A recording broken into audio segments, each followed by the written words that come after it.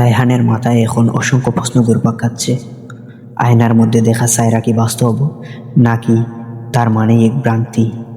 সে জানে সত্য খোঁজার পথে যেন একটি বিশাল জাল বিছানো আছে, স্মৃতির জাল, যা একবার আটকে গেলে ফিরে যাওয়া কঠিন।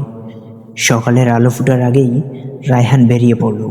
তার উদ্দেশ্য ছিল পুরনো তাসনিম হোসেনের বাড়ি। কেউ জানতো না সে আজ সেখানে যাবে। সেখানে হয়তো মিলবে অনেক খোঁজ, অনেক উত্তর। ঢাকার পুরানপাড়া, ঝুপড়িঘর, সংকীর্ণ রাস্তা আর কোনো সবুজ পাতার আড়ালে গোপন কাহিনী। রায়হান বাড়িটির দরজায় টোকা দিল। দরজা খুলল এক বৃদ্ধা মহিলা। তার চোখে ছিল সময়ের ছাপ, মুখে অজানা চিন্তার রেখা। আমি তাসনিম হোসেনের সাথে পরিচিত ছিলেন? রায়হান জিজ্ঞেস করল।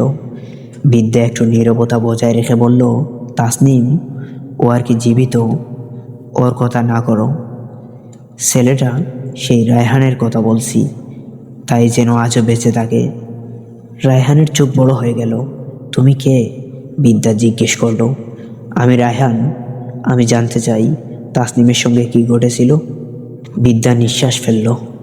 তারপর পুরনো কল্পনার মতো বলতে লাগলো, তাসনিম ছিল একজন বিশেষ মেয়ে। সে শুধু পড়াশোনা করতো না, সে শহরের গোপন সত্যগুলো খুঁজে বের করার চেষ্টা করত। সে বলতো, এই শহর আমার ছায়া, আর ছায়ার পেছনে অন্ধকার। একদিন সে এক গোপন কাজ পায়। সেখানে ছিল সেই ডেভিল হাউজের সব রহস্য। সে সেই কাগজ নিয়ে চলে যায়, কিন্তু আর ফিরে আসে না।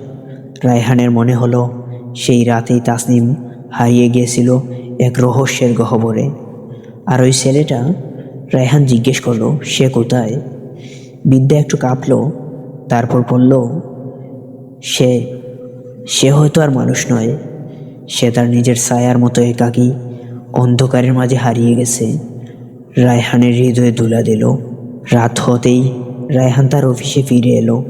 সে জানতো যেটা আজ সে শুনেছে তার একটা গভীর অর্থ আছে, কিন্তু সেই অর্থ খুঁজে পেতে হলে তাকে তার নিজের অতীতের মুখোমুখি হতে হবে। তার মোবাইল বাজলো। অজানা নাম্বার। তুমি সত্যের পথে আসো। কণ্ঠটা ভীষণ গম্ভীর। কিন্তু সতর্ক থাকো, কারণ এই জালে একবার আটকে গেলে আর ফিরে যাওয়া কঠিন। রায়হান জানলো এই বার্তা এক সাধারণ হুমকি নয়, বরং একটা প্রহরী। রাত গভীর হচ্ছে। রায়হান বুঝতে পারছে সে এখন আর শুধু অতীতের ছায়ার পেছনে ছুটে নেই। সে এখন সেই জালের অংশ যার নাম স্মৃতি।